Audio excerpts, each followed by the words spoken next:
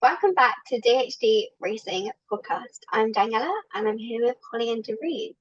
And today we're going to talk about something a little bit different to what we'd usually kind of talk about, I feel like. You probably have all heard by now, if you have seen on social media, that the Pitstop Podcast boys were over on the Screaming Meals podcast, which is run by an IndyCar driver, an F2 driver, and an insurance broker. Quite an interesting mix. They've all had a racing background. And let's just say that the episode was interesting to say the least. There was a lot of comments made by Jake and Fabio that have left the F1 community maybe feeling confused and disheartened might be a good word here. It's how I'm kind of describing also how I felt. I don't want to talk on behalf of everyone. It's controversial. So if you don't know, I will briefly explain. I watched the whole episode before I had found out, like before I saw online what was being said. I watched the episode because I watch every Screaming Wheels episode because I really like the dynamic between the three of them. So I was like, oh yay, another Screaming Wheels podcast. So I started watching it and they made a comment and I was like, oh, that's a bit odd. Go onto social media and see them saying all of this stuff. And I was like, oh no, I should probably watch the rest of the podcast to find out what's going on and not, I don't want to take anything out of context in case I'd got it wrong. So I carried on watching it and was like, this is not good. So I'll break it down a bit for you. Darine and Holly, you haven't seen the whole thing, have you? I don't watch it. Broken up. I've watched a few Screaming Wheels episodes in the past, and I do love the podcast. I've seen, in terms of the one with Pitstop, I've seen a couple of things, a couple of clips, and a couple of sort of reactions to things that were being said. But obviously, it's hard to sort of gauge a tone and whether people were joking or not. So yeah. So I just want to preface, I don't have any quotes written down, so I'm not going to be able to say word for word what they said. I'm only going to be able to say kind of what I remember and like kind of my, like, it's going to be kind of ad-libbed. It's not going to be exact quotes. So I mean, we could say that goes for everything that we're going to say. Like, obviously, if we misinterpret anything, then it's not intentional. Yeah, definitely. So if you don't know, Screaming Wheels, they kind of do a lot of wine tasting and drinking throughout their podcast. Clem even has his own segment called Clem's Wine Corner. They're big about drinking wine because they enjoy it, not just because of the attributes that come with drinking a lot of alcohol. But I do want to just start off by saying that the Pitstop Boys did have alcohol in their system when they said these comments, and I'm not saying that to defend them in any way. I just think that needs to. It's context. Yeah, it's context, important and it's context. something that people I think need to think about as well. Yeah. So yeah, like it's hard because should maybe they have drunk as much as they should? I don't know. I can't say, but I do think it contributed to what words came out of their mouth. But to begin with, they kind of were drinking alcohol, kind of chatting, getting to know each other, kind of vibe. And they put their hands up and said they didn't know anything about IndyCar. They were sat with an IndyCar driver, Marcus Armstrong, and they kind of said to him, look, we don't know anything about IndyCar, which, fair enough. I've only recently, within the past, like 3-4 months, have gotten into IndyCar. And maybe if I was in their position a couple months ago and I was interviewing Marcus, I probably won't know as much as I do now. However, I think I probably would have done some research about IndyCar if I had signed up to do a podcast with him. But yeah, I think that a lot of the problems going into this was that research was lacking massively. And if they had done their research, then maybe we wouldn't be going into the issues that have occurred. So the first comment that was made, which was quite questionable, was something along the lines of we didn't grow up watching F1, so we're not a diehard F1 fan. We are kind of here for the travel aspects of it. And they insinuated as well, like the money and the travel and like turning it into a job, which hats off to them, they have done. They've turned it into their job. Eventually, one day, I would love to have motorsport journalism be my career. Because I'm passionate about racing, I just want to preface this. I'm passionate about racing, which is why I want to become a motorsport journalist. So that comment kind of, I was a bit like, oh, that kind of hurt, because I'm working really hard at this, and I know that a lot of other people are working really hard at this, but they don't love the sport, but we do. But they're getting opportunities, but we're not. And I'm not just talking about me, I'm talking about other really incredible journalists and content creators in the F1 world. So that was when, after a little bit after that, I kind of stopped the video, and I was about to get ready for uni, and I just opened TikTok, and then that's when I started to see videos about the rest of the podcast that I hadn't yet watched. So I decided that whilst I was getting ready for uni, I would have the podcast playing. And as we kind of go further along, they said some more controversial things. So before they introduced Juan Manuel Correa coming onto the podcast, they had briefly mentioned that, well, the Screaming Wheels Boys had mentioned that Juan Manuel Correa was coming in to the podcast because they were going to film a separate episode with him after they'd finished with the Pitstop Boys. But then I think it was James, but I'm not sure, it could have been Clem, said to Marcus, why don't we just put them together and have the Pitstop Boys and Juan Manuel Correa come together and just do the podcast as one big one, which sounded like a great idea. But then the boys were going, who is JM? And I thought, oh, it's because they've shortened the name to JM instead of saying Juan Manuel Correa. That's what I originally thought. It was just an abbreviation and they were confused. But they had no clue who he was. And they said that they'd only recently got into F2. Again, fair enough, you're only recently into F2. But, and I don't know whether this is just my opinion, but at that point, I think I would, if I was in the Screaming Wheels position, I maybe would have told the Pitstop Boys who he was before he came into the room. Can I just say? Yeah, go for it.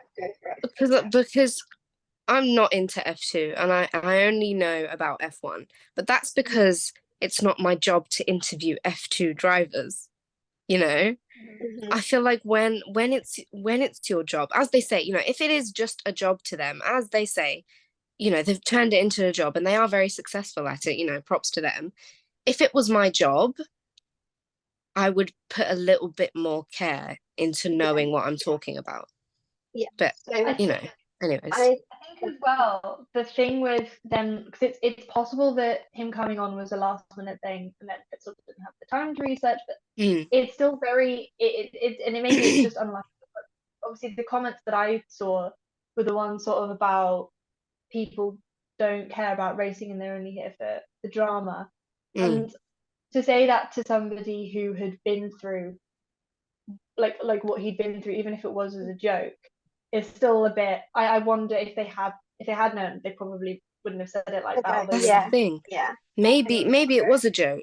Maybe it was a joke, but I could, from the clips that I've seen, I couldn't tell that it was a joke. And even if it was a joke, I don't think that that's a very appropriate joke to make, given the people in the room. I agree. That genuinely, maybe they genuinely, because they didn't know who was in the room with them, you know, maybe that's why. I want to provide just a little bit of context, sorry, for who Juan Manuel Correa is. So he is an F2 driver who was previously in F2. I can't remember when he first started in F2, but I know he definitely raced in 2019. And during the Spa F2, I think it was the feature race, but it could have been the sprint, but I think it was the feature race. Juan Manuel Correa and Anton Hubert were involved in a horrific crash. And unfortunately, Anton Hubert lost his life from the implications of that crash. Juan Manuel Correa was then sent straight to hospital and was later induced into a coma. He then had to relearn how to walk and practically had to start his career all over again. He, I think, raced in Formula 3 for a little bit, again, just to get back into the swing of things. And then I think at the end of last year, he raced for a couple of races, 1 or 2, in F2, and then officially came back the start of this season. He is absolutely remarkable.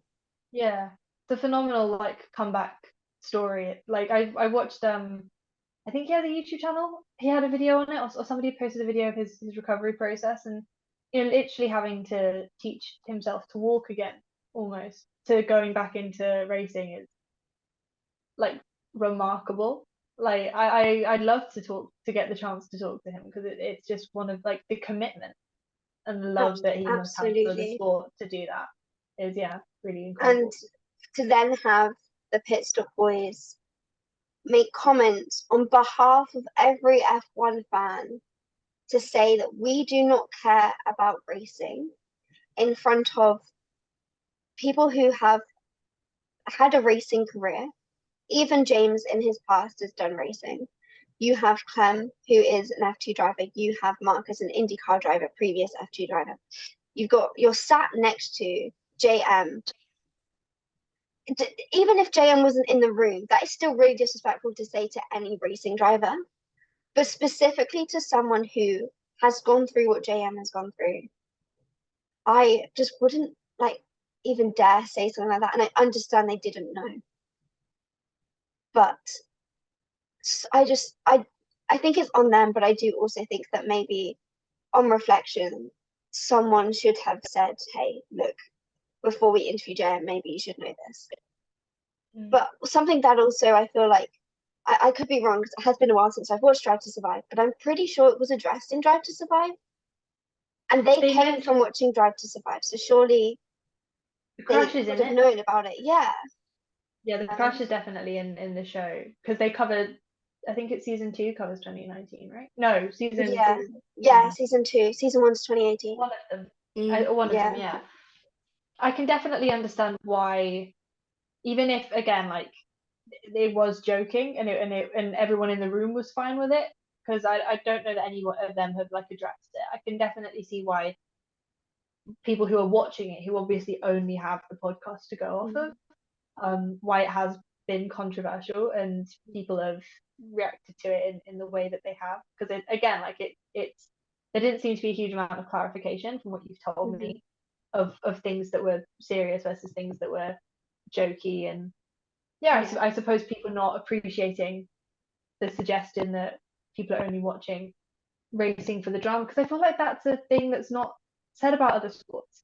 Like, nobody goes up to football fans and says, oh, you're only in it for the off the pitch drama. I've never heard anyone suggest that to a football fan.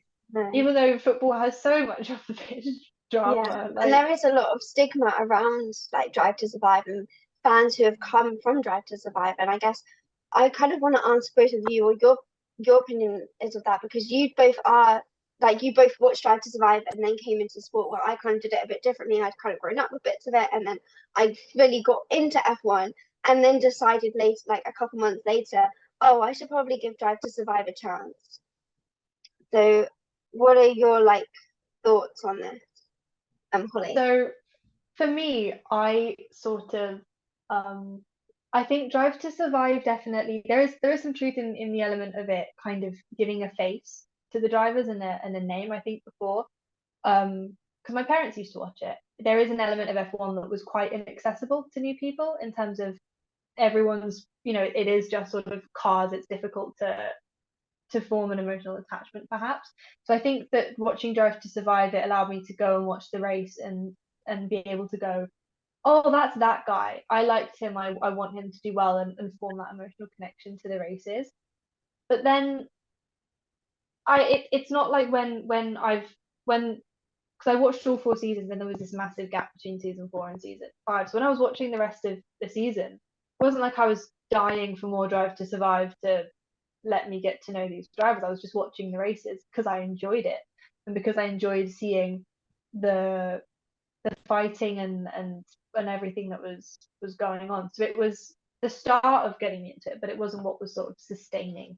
I was going to my say that enjoyment. it's a good starting point, and it gives you a lot of context to the Mhm. sport, but it's not like the be all and end all of F1, you know? And can I also just say, I feel like the comment of, oh, like people are only in it for the drama and they don't actually care about the races.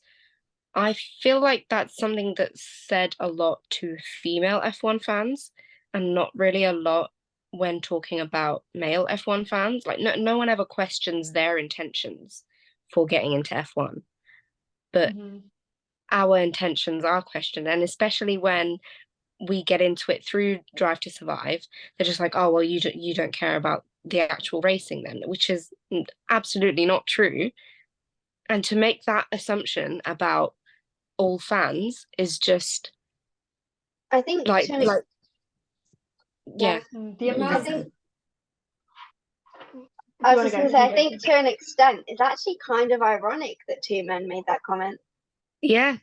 When it's always perpetuated that female F1 fans do not care about racing, they care about the drama, they care about the drivers and the fact that the drivers are good looking. I'm using words from team principals here. And I just I was like, okay, this is interesting that you have said this, but one thing that really got me is that I was like, you've just spoken on behalf of every single F1 fan. I don't want you speaking on behalf of me because, quite frankly, we do not share the same thoughts and opinions. And like, other people might agree with me, but other people might agree with them. And every single F1 fan is going to have a different opinion on something. So that you cannot talk for a whole community of F1 fans. Yeah. I think it's also interesting to just note that kind of like attitude of not only like new to the sport, but also maybe we're more in it for the travel and the drama and the personalities. If we or another female motorsport journalist was to base their entire image and their entire brand around that concept, it wouldn't work.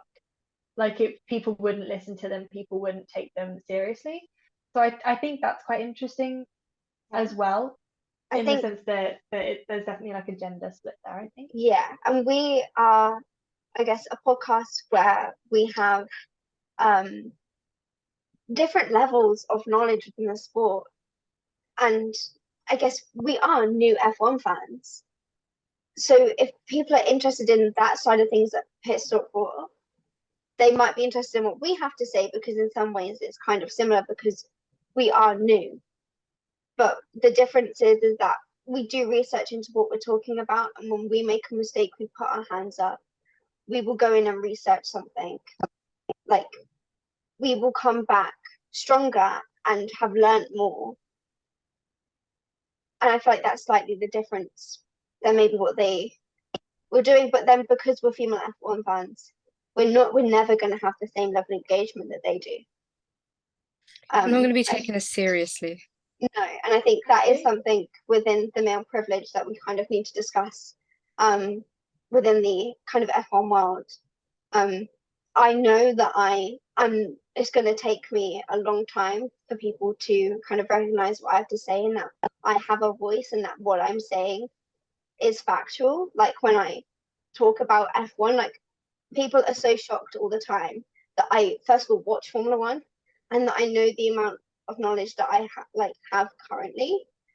I have people in my life who have listened to this podcast and my podcast that I also host about motorsport, Across the Pond Motorsport, and I've had comments back being like, oh wow, I didn't realize you knew that much about Formula One.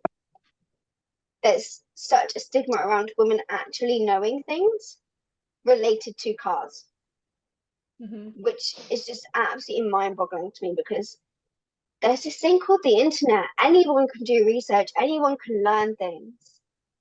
So like, why, just because of my gender, I don't know enough? It's not fair. It reminds me of, do you remember when the actress from Euphoria, Sydney Sweeney, it's quite tangent. She was repairing a car on TikTok and it went nuts. People Yes, were I like, love oh her. my god, she's fixing a car. Wow, like Wow. cars are yeah, they're very, I think they're associated as like a boys thing. Yeah. But we're in Yeah. 2023. Can we stop with this gender divide about stuff like that? The amount of times that I've had friends after I got into F1 say to me, oh, it's just because you fancy that one driver, right? And I'm like, no. Mhm. What are you on? Like, no. You can't, even if it was, you can't see. I wouldn't pick F1 as the sport to watch because I fancy You one can't of see it. their faces when they're driving. What's the point? Like, it baffles Oh me. my goodness. I think Yeah, something else I'd like to kind of discuss related to Pitstop were like the opportunities they had / have and the responsibilities around that. They have been very fortunate enough to be able to go to races, get to be kind of in the paddock and be on Sky Sports, interview drivers, interview crofty, interview engineers. Like they've had a lot of opportunities, which other people haven't, specifically female journalists. They have not had the same opportunities. And I was gonna say, they're I feel like deserving of they're, it. Like other people are deserving of it. And I think that if females were given the same opportunities that the Pitstop Boys have had, things would probably be looking very different. And Tony, I think her surname's Cowan. She's on TikTok. She's really big. I saw a video of hers the other day, and it was to do with she'd given this presentation. At the end of the presentation, it said something she'd like written on this PowerPoint, like the future of Formula One is the female F1 fans. So they should take on board like what they have to say, because they are already doing the right things and they're going to continue to do the right things and change the sport for the better. And I completely agree with that. It's the biggest new intake, I think, of like in terms of demographic getting into it. Like the amount of friends who have gotten into Drive to Survive recently, and the majority of them being young women, Yeah, as opposed to boys. There's like there definitely is a shift in that. Talking about like women and being female F1 fans and things, another thing that I kind of want to mention that was, I don't know if you two knew about this, but it was mentioned at the same time with the whole like F1 fans aren't here for the racing conversation that was had on Screaming Wheels. But Marcus Armstrong then made a comment, and he's made a few of these now throughout their podcast, about the percentage of like viewers of their podcast are women, and how he even said that he imagines that probably 90% of the women that watch the podcast probably don't know anything about racing, and that they probably don't know anything about motorsport. And I was kind of like, really, you believe that? And I think it was questioned in the moment as well. But just in the comment section alone of the Screaming Wheels podcast, I would disagree with that. Like, it seems if the majority of the listeners are female, that means the majority of the commenters are female, and they're like the people in the comments care and seem to have enjoy both sides of it, because it is a personality driven podcast, to be fair. So it's a podcast you don't need to be into racing to get into. But I imagine that a lot of them, probably like your main introduction to the podcast would be through racing, because all three of them have this racing background, and the main people that they interview on it are racing people. I can't imagine people who didn't care about racing at all. You have to be, you have to care on some level to even listen and watch the podcast. I know that like sometimes they don't always talk about racing, they talk about food and they talk about wine and stuff and other things. But when they have guests on, like specifically, I'm going to use the David Tabbick interview as an example.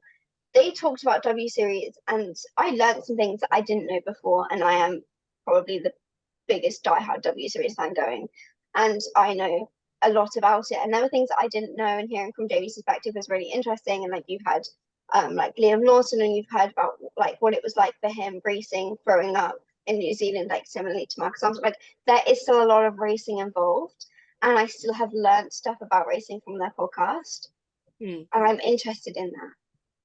And This is so what are I so mean. many other viewers. When I think of it, I don't think of it as like I think of it as like an F1 related or a racing related podcast that dabbles with other things as well, but that's the sort of theme that kind of ties it. Although, and it's the way I discovered it, because I was watching I think their first episode was with Felipe Drugovich. I remember watching that because he'd just won the F2 championship at the time, and I was like interested to find out about him, and then watch some more of the podcast through that. I feel like most people will discover it through racing. Yeah, and definitely. racing related things. I guess finally, like the thing we should probably talk about are like responsibilities within having a big kind of like persona in the F1 world. That's something I was gonna say, because I don't watch the podcast. I don't really know anything about them, but from what I'm hearing, it sounds like they're the most popular one, and from all the opportunities that they're getting, it sounds like they're the most successful one as well.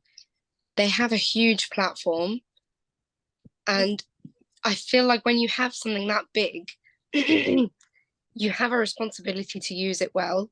You have a responsibility to put out a good image because you're the most popular one. I don't know. I just feel like there should be a bit more care taken into researching and knowing what you're talking about. I guess that the point is that they're learning, which is fine, but it's been a while since they've started this, right? It's been a year, I think.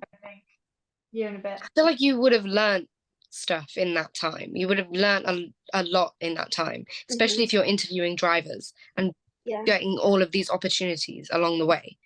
Definitely. So I kind of just wanted to end off with this final point. I think that originally the pit stop rating had I think 8,000 people at the time had rated. I could be wrong, I can't quite remember. And it was at 4.9 out of 5 stars. Since that episode has been released. The episode was released, I think, Thursday. It is now Sunday, and it's now got a rating of 2.3 stars, and 23.9 thousand people have voted and rated the number of rates have tripled. Big deal. Like, it's a big, I think a new audience as well, like a new like people who I don't think they had a shared audience, Screaming Wheels and Pitstop, or at least not a big shared audience from the looks of it, because that's a lot of new people who are coming over and racing it. So it's clearly like a big shockwave. Yeah, that's wow. Yeah, but I think as like you were saying, Darine, the thing that seems to have that was controversial is just a sort of apparent lack of respect, whether it was intentional or unintentional. It has come across clearly in a way that's just a lack of respect, I think. And even if you don't know a huge amount about a sport, if you're making it your career, people want to know that even if you are going to be joking about it, you still are respecting the sport and respecting the fans of the sport as well. And yeah, it just seems like people didn't get that from this episode. When it's your job, you should respect it a bit more. And also, maybe you should love your job, maybe, or like love what you're doing. But you should know about your job at the very least. Beyond just travel. Yes. I mean, again, you know what? Like, I enjoy Pitstop and I enjoyed the stuff that I've watched. And in fairness, if I got to travel around that much as my job, I would enjoy it. But again, it's like we were saying about responsibility. There's like the balance, and people. At the end of the day, people really care about this sport. So you could say it's an overreaction, but the people who do love it and who have put in all of this work aren't going to take it kindly when someone suggests that they're only watching it for the drama. Yeah. Anyways, let's call it a day. Yes, I think that's a good idea. I think we've put our I think points we've covered across. everything we Yeah, wanted to say. I think so, yeah. I think we were as respectful, I think, as we could be. Yeah. No, like, I just also want to preface, like, we're not hating on Pitstop. We just wanted to discuss our opinions on it. I used to love Pitstop. I used to find them really funny. Unfortunately, they just kind of didn't meet my expectations that I had for them. And that has made me not really want to engage with what they post anymore. But I don't want people to think that we're just trying to hate on two guys making a career of themselves, because that's absolutely not it. We're just saying you have responsibilities as people who have a following like they do, and you need to be aware of that and aware of your privilege and be respectful to yourself, F1 as a community, drivers, people that you work for. You can't just expect that making comments like that, everything's just going to slide and be in your favor after that. I think it's an interesting sorry, discussion you go as well. first, Holly. Sorry. I think it's just an interesting shift in like discussion in the way that people talk about F1, like to talk about, like, it's not even just at this specific event, but I think it kind of relates to a lot of other conversations that have been happening around F1 at the moment. So yeah, I think it's just an interesting topic to discuss, like, regardless of anything else. As well, I know, I'm sorry, I said we'd wrap this up, but I don't think we mentioned this. To say something like, oh, no one cares about the races and we only care about the drama, is not only disrespectful to the people in the room with you, given the circumstances, it's disrespectful in general to the sport, to all of the drivers, to all of the engineers, to all of the fans. It's so much thing, work. Even just the people who were transporting the stuff, like the people who have to stay behind after the races and pack everything up and move and it clean up however many miles, like it's a whole, there's so much moving parts that go into creating these races. So much hard work. Yeah, so much hard work, so many people, and people have to sacrifice things as well to do this, like people who have families but they love their career and they don't want to give up their traveling, but they also have to leave their families behind. Like, there are so many different types of people involved in this that you've not just insulted the 4 drivers that were in the room with you, but you've also insulted every single person who has ever worked or has ever wanted to work for Formula One. And there are people who have sadly passed away due to racing, not just racing drivers. You have marshals who volunteer, they do not get paid, and they have lost their lives due to racing that has gone on track. For you to then say that no one cares about the racing when people have lost their lives is highly disrespectful.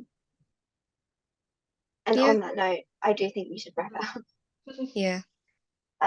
This has been right. This has been a very heavy episode, and it is very different to what we usually talk about. We hope that we have remained respectful throughout this whole episode. But thank you very much for listening.